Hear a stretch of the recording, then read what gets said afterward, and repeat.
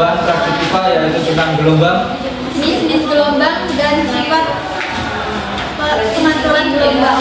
Dengan tujuan yang pertama jenis gelombang, mengamati bentuk dan jenis gelombang. Yang kedua sifat pemantulan gelombang, mengamati sifat pemantulan gelombang. Untuk percobaan pertama, bahan alat dan bahan yang dibutuhkan yaitu yang pertama ada slinky, yang kedua ada kabel listrik, yang ketiga ada benang kasur, yang keempat ada karet gelang. Percobaan yang pertama yaitu mengamati bentuk dan jenis gelombang transversal dan gelombang longitudinal. Oke teman-teman, pertama kita akan mencoba untuk mengamati gelombang transversal menggunakan slinky sebagai medium.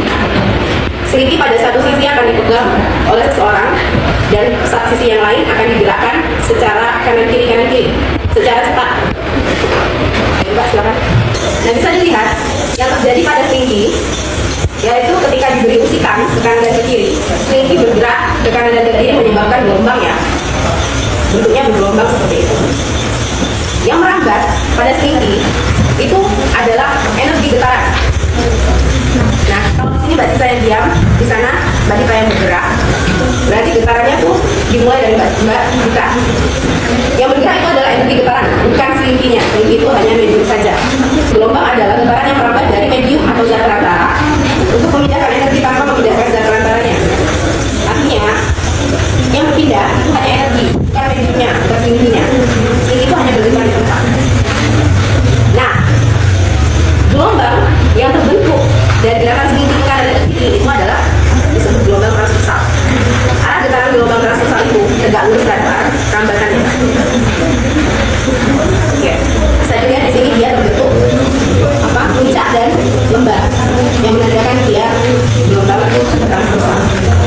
Selanjutnya kita akan mencoba untuk membuktikan bahwa partikel slinky atau medium slinky itu tidak hanya bergetar saja pada posisi keseimbangannya, tapi tidak berbeda bersama gelombang. Kita akan buktikan dengan cara mengikat karet di tengah-tengah slinky.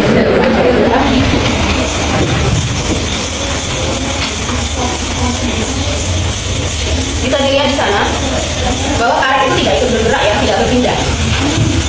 Karetnya tidak berpindah ini menunjukkan bahwa partikel slinky termasuk karetnya juga itu hanya bergetar di tempat saja, tidak ikut berpindah. Ini membuktikan kalau yang berpindah itu hanya gelombangnya saja, bukan mediumnya atau bendanya, bukan mediumnya. Jadi energi getaran yang mengalir itu dari mana asalnya? Berasal dari usikan, dari yang pertama membuat usikan. Dalam hal ini Mbak Tita memberikan energi kinetik kepada slinky, kemudian energi kinetik itu berubah menjadi energi dalam bentuk gelombang. Energi kinetik itu usikan energi gerak ya. Sama dengan slinky tadi, satu ujung dipegang diam, satu ujung lagi diberikan usikan ke kanan dan ke kiri. Bisa dilihat di sini yang terjadi pada kabel itu sama dengan yang terjadi pada slinky. Dia memberikan gelombang transversal, ada puncaknya, ada lembahnya, tapi dia itu tidak terlalu nampak. Lembah dan puncaknya itu tidak besar simpangannya, jadi bentuknya itu tidak terlalu kelihatan. Tapi ada gelombang transversal yang terjadi sama yang dipindahkan atau yang transfer adalah energi gelombang. Dan kita juga akan buktikan apakah benar bahwa medium itu tidak berpindah bersama gelombang dengan cara yang sama, mengikatkan karet di tengah-tengah kabel. Kita akan lihat apakah kabel bergeser atau tidak. Maksudnya karet. Jika karet tidak bergerak, berarti terbukti bahwa medium itu tidak ikut berpindah bersama energi gelombang.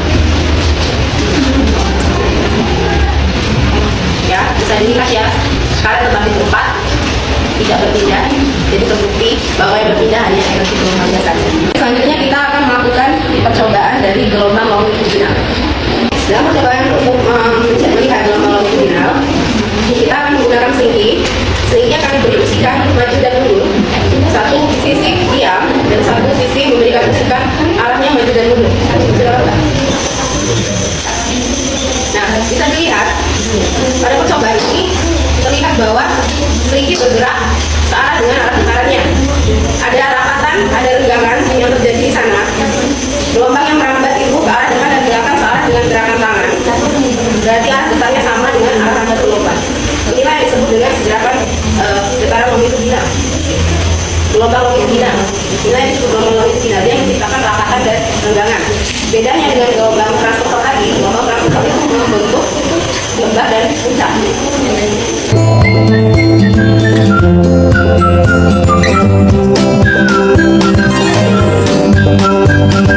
Baik, kami akan melanjutkan percobaan yang kedua untuk mengamati sifat pemantulan gelombang.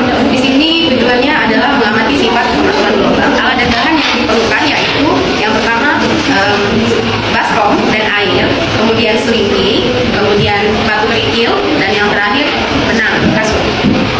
Oke, langkah pertama kita akan mencoba untuk melakukan percobaan pada baskom yang berisi air. Kita akan mencoba untuk menjatuhkan kerikil ke dalam baskom. Kita akan lihat apa yang terjadi pada permukaan air. Oke. Nah, ketika batu menyentuh permukaan air akan terbentuk gelombang. Ya. Gelombang ini sama dengan gelombang yang terjadi pada selingki percobaan pertama, yaitu gelombang transversal, karena dia membentuk lembah dan bukit. Gelombangnya mulai dari tengah berbentuk lingkaran menyebar sampai ke pinggir. Dari pusat ke pinggir itu gelombang akan semakin lemah. Kemudian dalam jalannya gelombang kita perhatikan, jika gelombang itu sampai ke pinggir kemudian membentuk pinggir baskom, maka gelombang akan dikembalikan atau memantul. Dia akan sebagian akan kembali ke arah semula. Ini yang dinamakan sebagai pemantulan gelombang. Coba dengan medium selingki, satu sisi dipegang diam dan jangan bergerak. Satu sisi akan memberikan bisikan, tapi hanya setengah dari gelombang, hanya pusatnya saja. Oke, bisa dilihat di sini. Bisa dilihat dari percobaan ini, ketika Mbak Tika memberikan usikan setengah dari gelombang, bagian yang diam akan memantul kembali. Nah, kelihatan kan? Nah, inilah yang disebut pemantulan gelombang. Gelombang yang bergerak dari Mbak Tika ketika sampai di ujung, karena tidak adanya penghalang, maka dia akan memantul kembali ke arah Mbak Tika. Nah, ini disebut pemantulan gelombang. Pada fase gelombang pantul pada ujung yang terikat itu berlawanan dengan fase gelombang asal. Artinya ketika Mbak Tika memberikan usikan ke atas, maka gelombang pantulnya itu berlawanan. Jadi ketika gelombang Mbak Tika adalah apa namanya itu puncak, gelombang pantulnya adalah lembah. Ya, gitu. Jadi ada pembalikan, menjadi pembalikan arah dan pembalikan fase pada gelombang pantul di ujung yang terikat. Kita akan mencoba melakukan percobaan selingki yang diikat ujungnya, yang disebut selingki ujung bebas.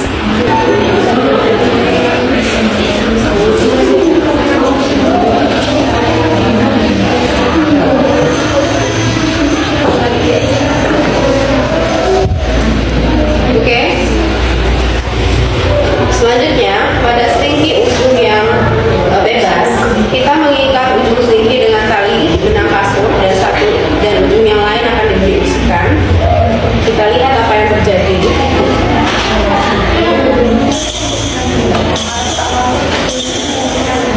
Nah, bisa kita lihat dari percobaan ini,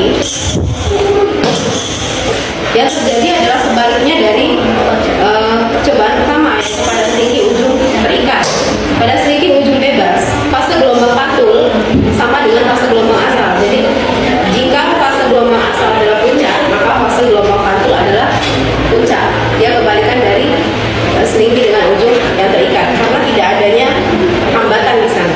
Pada selingki ujung terikat ada hambatan, jadi energi akan dipantulkan kembali. Dan pastinya adalah kembali. Jadi ketika energi pantul gelombang asalnya itu puncak, maka gelombang pantulnya adalah lembah. Tapi pada selingki ujung bebas, dia akan sama karena tidak ada hambatan di ujung selingki. Makanya gelombang asalnya puncak dan gelombang pantulnya juga puncak.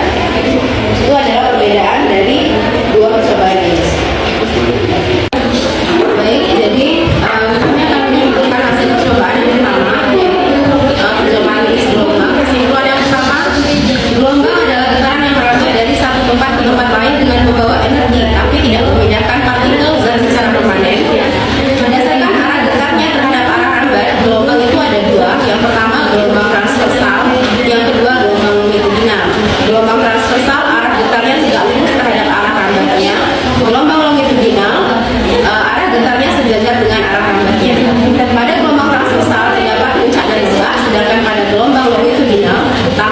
rapatan dan renggangan.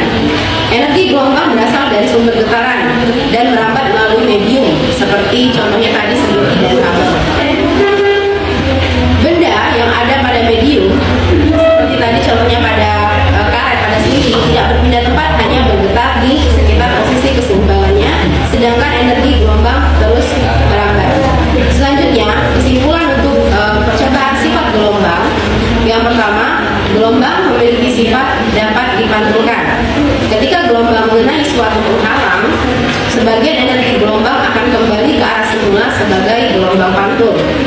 Bentuk gelombang pada permukaan air akibat jatuhnya benda adalah gelombang melingkar yang merambat ke segala arah dari titik pusat ke sumber getaran. Pada ujung terikat, gelombang pantul memiliki fase berlawanan dengan gelombang datang. Pada ujung bebas, gelombang pantul memiliki fase yang sama dengan gelombang datang. Percobaan menunjukkan bahwa energi gelombang tidak hilang, tetapi dipantulkan dan berpindah arah sesuai sifat ujung media yang dilaluinya. Dengan demikian, pemantulan gelombang bergantung pada kondisi batas medium. Pada ujung terikat, terjadi fase berlawanan atau pembalikan fase. Pada ujung bebas, terjadi fase yang sama, tidak ada pembalikan fase. Presentasi dari kelompok kami akhiri. Wassalamualaikum warahmatullahi wabarakatuh. Waalaikumsalam warahmatullahi wabarakatuh.